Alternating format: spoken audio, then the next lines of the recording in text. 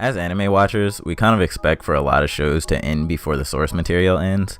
More often than not, if you want to see the conclusion of a story, you're better off picking up the manga than actually waiting for the anime to continue.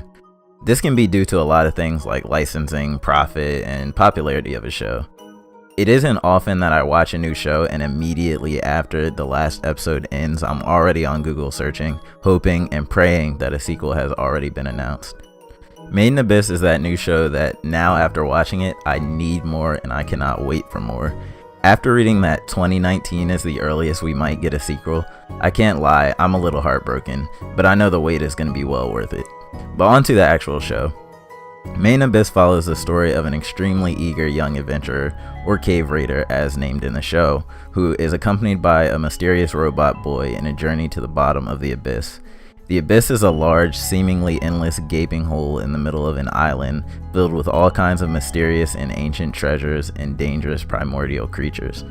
It is said that the residents who have created a community surrounding the gaping abyss are instinctively and naturally drawn to delve into the unknown, and the thought of new adventure drives them to descend deeper and deeper into the abyss. Our protagonist, who is a young girl named Riko, is on a journey to reach the very bottom of the pit, a place that is said to be impossible to return from, and thus nobody really knows what lies down there or how far down the bottom actually is. Throughout this first part of the adventure, we witness the girl and her strange robot companion, Reg, or Reg, I'm not really sure how that's actually pronounced, deal with the various hazards housed within the abyss and also meet a few friends along the way.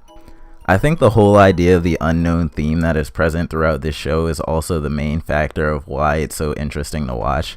As the viewer, we literally only know as much as the main character knows, or any living character seen on screen at that point. And the mystery of the abyss seems to draw me in while I'm watching in the same way it draws the characters in. What really awaits deeper down that hole? Will we ever find out? What kind of obstacles are these two children going to have to come up against? These are all questions that I'm waiting for answers to. Another notable thing about the show is how dark it gets.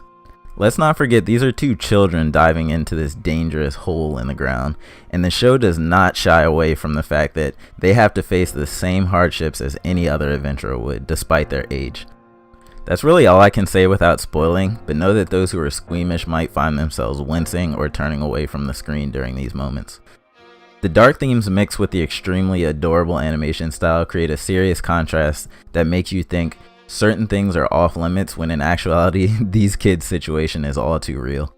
Literally the only negative I can think of with Made in Abyss is not with the actual show itself, but the fact that this season ended in a spot that is obviously not the ending of the source material. And it's slightly more than a little upsetting that I now have to wait for more of the manga to be adapted to the big screen.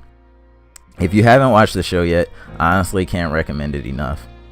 This season is only 13 episodes long, and while short, it's able to quickly make you care about the characters you meet, as you feel like you're really on this journey with them and their emotions are passed on to you in a way that not many shows can accomplish. Now I can only hope that season 2 gets here a lot sooner than later.